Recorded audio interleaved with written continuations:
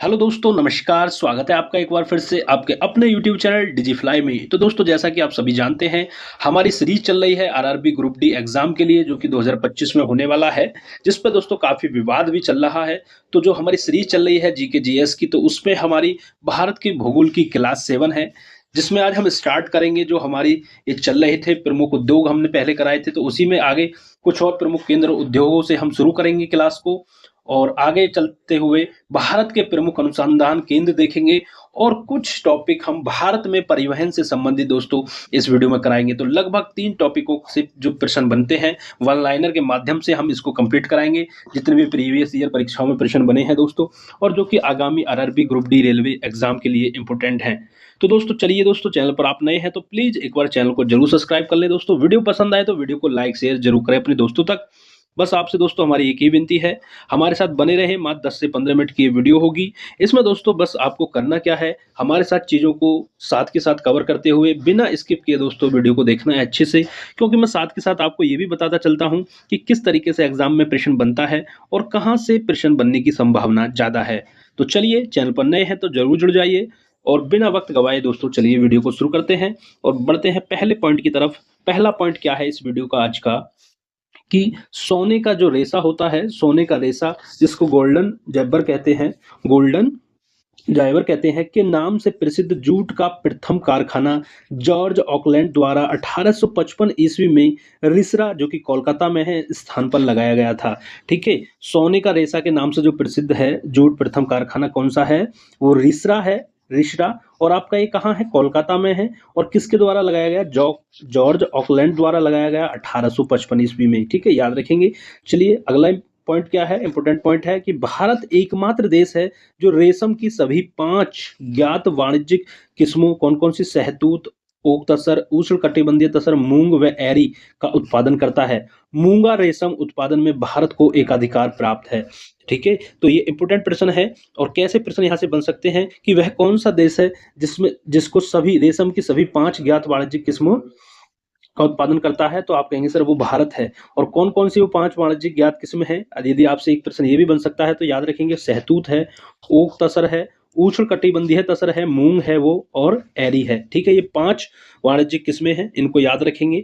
और मूंगा रेशम उत्पादन में भारत को एकाधिकार प्राप्त है। ठीक है, चलिए आगे बढ़ते हैं, आगे बढ़ते हैं।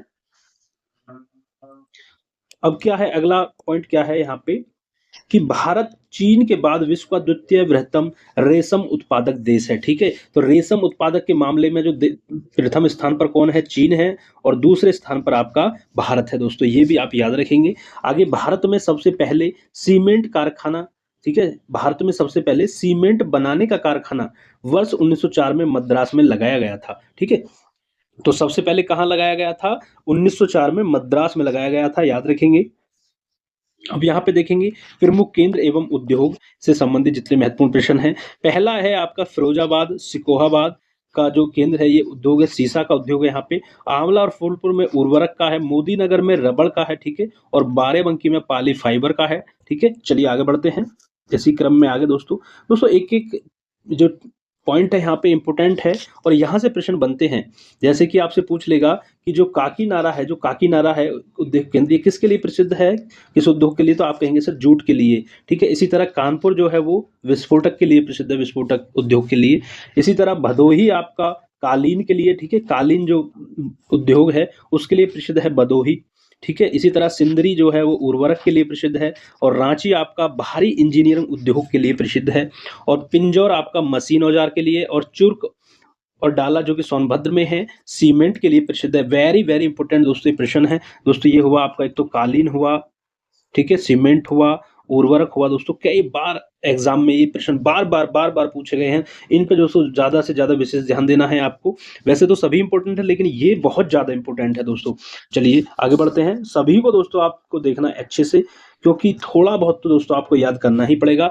आरआरबी ग्रुप डी में एक सीट पक्की करनी है, तो दोस्तों यही हमारा मेन टारगेट है कि एक सीट पक्की हमें करनी है, ठीक है। तो उसी क्रम में हम दोस्तों वन लाइनर के माध्यम से बहुत कम समय में अधिक तैयारी यहाँ पे करा रहे हैं, और जो भी तैयारी कर रहे हैं अपनी सेल्फ स्टडी, वो यहाँ से दोस्तों अपना रिवीजन कर सकते हैं बहुत कम समय में दोस्तों, क्योंकि छोटी छोटी क्लासेस होती हैं जिसमें कंप्लीट सिलेबस मैं आपका कवर कराऊंगा यहाँ पे, चाहे वो आपका मैथ हुआ, रीजनिंग हुआ दोस्तों, जी के जीएस हुआ, या करंट अफेयर हुआ दोस्तों। करंट अफेयर की क्लासेस दोस्तों बहुत जल्द स्टार्ट होने वाली हैं, तो इसलिए चैनल के साथ जुड़ जाएं। चलिए आगे देखते हैं। वाराणसी जो है आपका वो डीजल लोकोमोटिव के लिए, रायबरेली इंडियन टेलीफोन उद्योग के लिए, विशाखापत्तनम पोत निर्माण के लिए, वेरी वेरी इंपॉर्टेंट, मुरी आपका एल्यूमिनियम के लिए, गुड़गांव आपका मोटर गाड़ियों के लिए, पनकी आपका उर्वरक के लिए, वेरी वेरी इंपॉर्टेंट प्रश्न है। पनकी किसके लिए प्रसिद्ध है? उर्वरक के लिए, बहुत बार पूछा गया है एग्जाम में। इसी तरह नैपा नगर भी कई बार पूछा गया है, इंपॉर्टेंट है, कागजी अखबारी के लिए, ठीक है, कागज अखबारी के लिए, अखबारी के लिए नैपा नगर कागज के उद्योग के लिए प्रसिद्ध है, बहुत ज्यादा इंपॉर्टेंट है। चलिए आगे बढ़ते हैं। इसी तरह देखेंगे अगले क्रम में क्या है कि रामगुंडम आपका उर्वरक के लिए, चित्तरंजन लोकोमोटिव के लिए, नरोरा अणुशक्ति के लिए, वेरी वेरी इंपॉर्टेंट, हल्दिया आपका पेट्रो रसायन के लिए, और ब्रजराजनगर जो कि उड़ीसा में है कागज के लिए, ऋषिकेश औषधि निर्माण के लिए इंपॉर्टेंट है, मैसूर भी इंपॉर्टेंट है रेशम वस्त्र के लिए, ठीक है। ये जहाँ पे दोस्तों मैं इंपॉर्टेंट कह रहा हूँ तो उन पे ज़्यादा बहुत ज़्यादा ध्यान देना है, बाकी को भी याद करना है ऐसी बात नहीं है, लेकिन उन पे ज़्यादा ध्यान देना है। चलिए आगे बढ़ेंगे फिर इसी क्रम में। दोस्तों एक तरफ आपके प्रमुख केंद्र हैं, उद्योग हैं, ठीक है। जवाहर नगर जो बड़ौदा में है गुजरात में, वो पेट्रो रसायन के लिए, लुधियाना हौजरी उद्योग के लिए प्रसिद्ध है, टीटागढ़ रानीगंज ये आपका कागज उद्योग के लिए, जेके नगर आपका एल्यूमिनियम उद्योग के लिए, और भाटपाड़ा जूट के लिए, और जयपुर लखेरी जो कि राजस्थान में है सीमेंट के लिए, और जामनगर जो गुजरात में है पेट्रो रसायन के लिए प्रसिद्ध है। चलिए आगे बढ़ते हैं। सतना जो कि आपका कटनी में है सीमेंट के लिए है। चलिए अब देखेंगे दोस्तों यहाँ पे दूसरा हमारा टॉपिक था जो हमने बताया था आपको कि हमें 3 टॉपिक का हम कवर करेंगे, ठीक है। उद्योगों से संबंधित जो टॉपिक थे वो हमने कवर कर लिया। अब देखेंगे भारत के प्रमुख अनुसंधान केंद्र, ठीक है, और इससे जो महत्वपूर्ण प्रश्न है वन लाइनर उनको भी देखेंगे, और उसके बाद दोस्तों हम कुछ पॉइंट भारत में परिवहन जो टॉपिक है उसके देखेंगे, और दोस्तों फिर हमारी ये वीडियो समाप्त हो जाएगी। तो इसलिए बस थोड़ा सा समय और हमारे साथ बने रहें, और चीज़ों को दोस्तों एक एक करके हम यहाँ पे तैयार करते रहें हमारे साथ, ठीक है। चलिए क्योंकि दोस्तों जो पढ़ाई होती है वो जो जल्दी आपको सीखा जाता है, वो ऑडियो वीडियो लर्निंग जो मेथड होता है, मतलब देखकर और सुनकर जो आप पढ़ते हो वो बहुत ज़्यादा जल्दी याद होता है, ज़्यादा समय तक याद रहता है, ठीक है। उसके बहुत फ़ायदे होते हैं ऑडियो विजुअल मेथड की, ठीक है। ऑडियो वीडियो लर्निंग जिसको बोलते हैं, सुनकर देखकर पढ़ना सीखना, ये बहुत ज़्यादा कामगार तरीका है। चलिए भारत के प्रमुख अनुसंधान केंद्र देखते हैं। एक तरफ आपके प्रमुख अनुसंधान संस्थान केंद्र हैं, और एक तरफ स्थान है वो जहाँ पर स्थापित है। चलिए आपसे पूछ ले कि केंद्रीय औषधि अनुसंधान संस्थान कहाँ है? आपका लखनऊ उत्तर प्रदेश में है, ठीक है। लखनऊ में है केंद्रीय औषधि अनुसंधान संस्थान, कई बार परीक्षाओं में पूछा गया है, very very very very important की दृष्टि में इसको हम डालेंगे। आगे बढ़ते हैं। राष्ट्रीय मानचित्र एवं वैश्विक मानचित्र संगठन आपका कोलकाता पश्चिम बंगाल में है। राष्ट्रीय समुद्र प्रौद्योगिकी संस्थान आपका कहाँ पे है? चेन्नई तमिलनाडु में है। शीतोष्ण वन अनुसंधान आपका हिमाचल प्रदेश में है, ठीक है। चलिए आगे बढ़ते हैं। अब यहाँ पे देखेंगे केंद्रीय कृषि अनुसंधान प्रबंधन अकादमी कहाँ है? आपका हैदराबाद में है, इंपोर्टेंट है। केंद्रीय शुष्क भूमि खेती अनुसंधान संस्थान आपका हैदराबाद में है ये भी।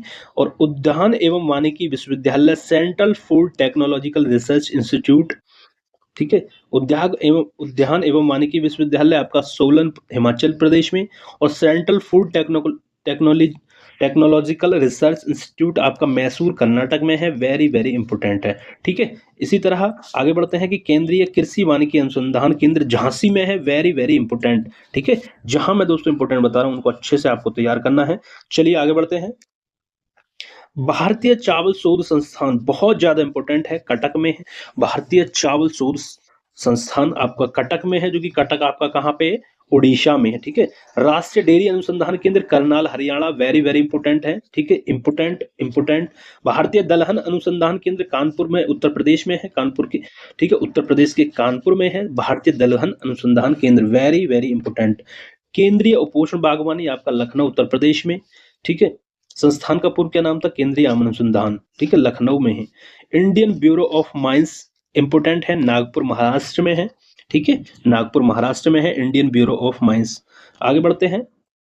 केंद्रीय खनन अनुसंधान संस्थान धनबाद झारखंड में है, इंपोर्टेंट। भारतीय हीरा संस्थान Surat Gujarat, very very important, ठीक है। भारतीय बागवानी विश्वविद्यालय आपका सोलन हिमाचल प्रदेश में। राष्ट्रीय शर्करा या चीनी संस्थान आपका कानपुर में है, इंपोर्टेंट क्वेश्चन है। राष्ट्रीय अखंडता संस्थान, important, very very important, Pune Maharashtra में है, ठीक है। मिश्र धातु निगम लिमिटेड, ये आपका हैदराबाद आंध्र प्रदेश में है। चलिए आगे बढ़ते हैं, इसी क्रम में आगे बढ़ते हैं दोस्तों। संस्थान तो दोस्तों सभी पढ़ने पड़ेंगे आपको, जो भी चीजें मैं आपको करा रहा हूँ ये सब दोस्तों एक निचोड़ है, एक तरीके से ये कह सकते हैं। यदि आप इनमें भी इंपोर्टेंट ढूंढोगे तो कहीं ना कहीं आप पीछे रह जाओगे। हालांकि मैं इंपोर्टेंट आपको बता रहा हूँ, लेकिन ऐसा नहीं है कि बाकियों को आप छोड़ दो। बाकियों को भी ध्यान देना है, बाकियों को भी एक बार दो बार नजर माननी है, ताकि इतना याद हो सके कि आप एग्जाम में प्रश्न बने तो आप लगा जाएं उस प्रश्न को, ठीक है, कर जाएं आसानी से। इस तरीके से औरों को भी याद करना है, और जिस पे मैं ज़्यादा इंपॉर्टेंट बता रहा हूँ उसे तो दोस्तों बिल्कुल ही रट्टा मार लेना है। चलिए आगे बढ़ते हैं। भारत इंजीनियरिंग लिमिटेड रांची झारखंड में है। भारतीय पेट्रोलियम संस्थान आपका देहरादून इंपोर्टेंट है। Diesel locomotive works Varanasi important है। केंद्रीय जूट प्रौद्योगिकी कोलकाता में इंपोर्टेंट है। राष्ट्रीय धातु विज्ञान प्रयोगशाला जमशेदपुर में है। औद्योगिक विश्व विज्ञान अनुसंधान केंद्र आपका लखनऊ उत्तर प्रदेश में है। चलिए आगे बढ़ते हैं। केंद्रीय नमक और समुद्री रसायन अनुसंधान संस्थान आपका भावनगर में है। केंद्रीय पर्यावरण इंजीनियरिंग अनुसंधान संस्थान आपका नागपुर में है, ठीक है, जो कि नागपुर महाराष्ट्र में है, वेरी वेरी इंपोर्टेंट। आगे केंद्रीय ईंधन अनुसंधान संस्थान धनबाद झारखंड में है। केंद्रीय चमड़ा अनुसंधान संस्थान चेन्नई में है, वेरी वेरी इंपोर्टेंट। केंद्रीय लीची अनुसंधान संस्थान आपका मुजफ्फरपुर में है, ठीक है, कहाँ पे, मुजफ्फरपुर में है, ठीक है। चलिए ये थे प्रमुख संस्थान, और थोड़ा सा इनसे इंपोर्टेंट प्रश्न देखते हैं, वन लाइनर, ठीक है। भारत में कागज का पहला कारखाना सेरारामपुर, ठीक है, सेरामपुर, जो कि पश्चिम बंगाल में है, लगाया गया है, लेकिन यह कारखाना सफल न हो सका। पहला सफल कारखाना वैलीगंज कोलकाता में स्थापित किया गया था, ठीक है। यदि आपसे प्रश्न बन जाए कि भारत में कागज का पहला कारखाना कहाँ लगाया गया, तो आप कहेंगे सर सेरामपुर पश्चिम बंगाल में, लेकिन यह कारखाना सफल नहीं हुआ। और पूछ ले दूसरा प्रश्न कि भारत का पहला सफल कारखाना कौन सा है, तो वैलीगंज, जो कि कोलकाता में स्थापित किया गया था। अगला, भारत में सुपर फास्फेट उर्वरक का पहला कारखाना तमिलनाडु के रानीपेट 1906 में नामक स्थान पर स्थापित किया गया था। भारतीय उर्वरक निगम की स्थापना 1961 में की गई। ये प्रश्न बहुत ज्यादा इंपोर्टेंट है, ठीक है। भारतीय उर्वरक निगम की स्थापना 1961 में की गई। भारत पोटास उर्वरक के संदर्भ में पूरी तरह आयात पर निर्भर है, ठीक है। चलिए आगे बढ़ते हैं दोस्तों। वीडियो पसंद आ रही हो तो दोस्तों वीडियो को जरूर लाइक शेयर जरूर करें, और चैनल पर नए हैं तो प्लीज चैनल को जरूर सब्सक्राइब करें। भारत में जलयान निर्माण का कारखाना विशाखापत्तनम 1941 में स्थापित किया गया था। भारत सरकार द्वारा इसका अधिग्रहण करके वर्ष 1952 में हिंदुस्तान शिपयार्ड विशाखापत्तनम नाम पर कर दिया गया, ठीक है। सार्वजनिक क्षेत्र की अन्य प्रमुख इकाइयां जो जलयानों का निर्माण करती हैं वो कौन कौन सी हैं, ठीक है, इनको देखेंगे इकाइयों को। एक आपकी है माझगांव डाक लिमिटेड महाराष्ट्र, दूसरी है गोवा शिपयार्ड लिमिटेड गोवा, ठीक है, तीसरी है आपकी गार्डनरिच वर्कशॉप लिमिटेड कोलकाता पश्चिम बंगाल, ठीक है। अब यहाँ पे देखेंगे भारत में वायुयान निर्माण का प्रथम कारखाना बंगलुरु में 1940 हिंदुस्तान एयरक्राफ्ट कंपनी के नाम से ही स्थापित किया गया, ठीक है। आपसे पूछ ले भारत में वायुयान निर्माण का प्रथम कारखाना कहाँ, बेंगलुरु में हिंदुस्तान एयरक्राफ्ट कंपनी के नाम पर स्थापित किया गया था, जिसे अब हिंदुस्तान एरोनॉटिक्स लिमिटेड के नाम से जाना जाता है। मोटर गाड़ी उद्योग से संबंधित प्रमुख इकाइयां कौन सी हैं, मारुति उद्योग limited Gurgaon Haryana, sunrise industries Bengaluru, Mahindra and Mahindra limited Pune, और टाटा इंजीनियर एवं locomotive company limited Tata Motors Jamshedpur में, हिंदुस्तान मोटर कोलकाता, अशोक लीलैंड चेन्नई, तथा प्रीमियर प्रीमियर ऑटोमोबाइल्स लिमिटेड आपकी कहाँ है, मुंबई में है। आगे भारत में चर्म उद्योग के मुख्य केंद्र कौन कौन से हैं, कानपुर, आगरा, कोलकाता, मुंबई, पटना, बेंगलुरु। भारत में कानपुर चर्म उद्योग का सबसे बड़ा केंद्र है, वेरी वेरी इंपोर्टेंट प्रश्न है, याद रखेंगे। भारत में कानपुर जो है चर्म उद्योग का सबसे बड़ा केंद्र है। भारत में ऊनी वस्त्र की पहली मिल जो है कानपुर 1876 ईस्वी में स्थापित की गई थी। भारत में ऊनी वस्त्र की पहली मिल कानपुर में 1876 ईस्वी में स्थापित की गई थी। चलिए आगे बढ़ते हैं। वर्तमान समय में ऊनी वस्त्र उद्योग मुख्य रूप से पंजाब, ठीक है, वर्तमान समय की बात हो रही है। ऊनी वस्त्र उद्योग मुख्य रूप से पंजाब, लुधियाना, जालंधर और धारीवाल, और उत्तर प्रदेश, राजस्थान, में क्या जयपुर, भीलवाड़ा, बीकानेर, जयपुर, भीलवाड़ा, बीकानेर और कर्नाटक में बेंगलुरु और मैसूर, जम्मू कश्मीर, श्रीनगर, महाराष्ट्र, गुजरात राज्यों में स्थित है। ठीक है। अब देखेंगे दोस्तों तीसरा टॉपिक जो है और अंतिम टॉपिक भारत में परिवहन। इससे दोस्तों कुछ ही पॉइंट हम यहाँ पे देखेंगे और उसके बाद जो अगली वीडियो आएगी उसमें हम यहाँ से शुरू करेंगे, भारत के परिवहन से अगले पॉइंट को शुरू करेंगे। कुछ पॉइंट यहाँ पे हम देखेंगे इस वीडियो में, क्योंकि वीडियो काफी लंबा हो जाएगा, इसलिए दोस्तों हम छोटी छोटी वीडियोज आपको लाते हैं, 10 से 15 मिनट की, हद से हद 20 या 25 मिनट की वीडियो लाते हैं, ताकि आपको भी कोई दिक्कत ना हो और बहुत कम समय में आप चीजों को आसानी से कर ले जाएं, आपका रिवीजन हो जाए आपका, और जो वैसे तैयारी कर रहे हैं कम समय वाली, उसकी भी अच्छे से तैयारी हो जाए। चलिए अब यहाँ पे देखेंगे भारत में परिवहन। भारत में राष्ट्रीय राजमार्गों की संख्या 599 तथा उनकी लंबाई लगभग कितनी है? 1,36,440 किलोमीटर, वार्षिक रिपोर्ट 2020-21 के अनुसार है। ठीक है, ये डाटा। आगे देखते हैं।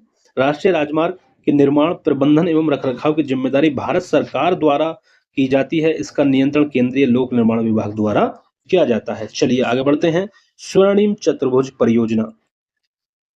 स्वर्णिम चतुर्भुज परियोजना का संबंध राजमार्ग विकास से है। इसके अंतर्गत 5840 किलोमीटर लंबे राष्ट्रीय राजमार्ग द्वारा 4 महानगरों दिल्ली, मुंबई, चेन्नई, कोलकाता को जोड़ा जाएगा। ठीक है, याद रखेंगे स्वर्णिम चतुर्भुज परियोजना के अंतर्गत किसको? दिल्ली, मुंबई, चेन्नई, कोलकाता को जोड़ा गया है। पूर्व पश्चिम गलियारा सिलचर को पोरबंदर से तथा उत्तर दक्षिण गलियारा श्रीनगर को कन्याकुमारी से जोड़ता है। ये एक दूसरे को झांसी उत्तर प्रदेश में काटते हैं। ठीक है, ये भी आप याद रखेंगे। चलिए आगे बढ़ते हैं। 1000 से अधिक जनसंख्या वाले सभी गांवों में प्रत्येक मौसम के लिए अनुकूल अच्छी सड़कों से जोड़ने के लिए प्रधानमंत्री ग्राम सड़क योजना 25 दिसंबर 2000 को प्रारंभ की गई थी। याद रखेंगे, प्रधानमंत्री ग्राम सड़क योजना कब शुरू प्रारंभ की गई? 25 दिसंबर 2000 को। ठीक है, आगे बढ़ेंगे। भारत में महाराष्ट्र राज्य में प्रदेश राजमार्ग की लंबाई सर्वाधिक है। ठीक है, इसमें कौन से राज्य में? महाराष्ट्र राज्य में प्रदेश राजमार्ग की लंबाई सबसे अधिक है। इंपोर्टेंट प्रश्न है, और ये भी प्रधानमंत्री ग्राम सड़क योजना, ये भी इंपोर्टेंट प्रश्न है। भारत के राष्ट्रीय राजमार्ग संख्या NH 27 EW देश का सबसे लंबा राजमार्ग है, जिसकी लंबाई 4112.62 किलोमीटर है। ठीक है, ये भी इंपोर्टेंट प्रश्न है। और राष्ट्रीय राजमार्ग संख्या 327 भी भारत का सबसे छोटा राष्ट्रीय राजमार्ग है। कौन सा? सबसे बड़ा की यहाँ पे बात हो गई, सबसे छोटे की यहाँ पे बात हो गई। ठीक है, कौन कौन से हैं? सबसे बड़ा की यदि हम बात करें तो ये है NH 27 EW, देश का सबसे लंबा राजमार्ग है। ठीक है, देश की बात हो रही है। और राष्ट्रीय राजमार्ग संख्या 327 भी, ये भारत की बात हो रही है, भारत का सबसे छोटा राष्ट्रीय राजमार्ग है। इसकी कुल लंबाई 1.20 किलोमीटर है। राष्ट्रीय राजमार्ग संपूर्ण सड़क नेटवर्क का लगभग 2.2% है। मनाली लेह मार्ग विश्व की सबसे ऊंची सड़क है। ठीक है, याद रखेंगे दोस्तों। ये दोस्तों सभी इंपोर्टेंट प्रश्न है यहाँ पे भारत में परिवहन से। और अगला प्रश्न क्या है दोस्तों, इस वीडियो का अंतिम प्रश्न। भारतीय राष्ट्रीय राजमार्ग प्राधिकरण की स्थापना 1988 वर्ष 1988 में की गई थी। वेरी वेरी इंपॉर्टेंट प्रश्न है दोस्तों, लास्ट प्रश्न है इस वीडियो का, कि भारतीय राष्ट्रीय राजमार्ग प्राधिकरण की स्थापना वर्ष 1988 में की गई थी दोस्तों। तो वीडियो कैसी लगी दोस्तों, बिल्कुल कमेंट करके जरूर बताएं। और दोस्तों इसी सीरीज में आप जुड़ सकते हैं हमारे साथ, क्योंकि एक और वीडियो आएगी भारत के भूगोल को दोस्तों कंप्लीट हम यहाँ पे कवर खत्म कर देंगे, जो भूगोल है। ठीक है, उसके बाद हम अन्य सब्जेक्ट को देखेंगे। कमेंट करके बताइए कौन सा सब्जेक्ट हम शुरू करें आपके लिए, वन लाइनर, जो कि आपके दोस्तों काफी फायदेमंद होगा, क्योंकि यहाँ पे कम समय में दोस्तों अधिक तैयारी का हमारा यहाँ पे उद्देश्य होता है, प्रयास रहता है, और आपको बताता चलते है कि कैसे कैसे प्रश्न और कहाँ से पूछे जाते हैं, कौन सा प्रश्न किस दृष्टि से इम्पोर्टेंट है, उस सब चीजों को मैं आपको यहाँ पे कवर कराता हूँ दोस्तों। तो चलिए दोस्तों, अब मिलते हैं अगली वीडियो में, तब तक के लिए जय हिंद दोस्तों, जय भारत, खुश रहें, स्वस्थ रहें, मस्त रहें, पढ़ते रहें दोस्तों अच्छे से। ठीक है, मिलते हैं अगले वीडियो में। धन्यवाद।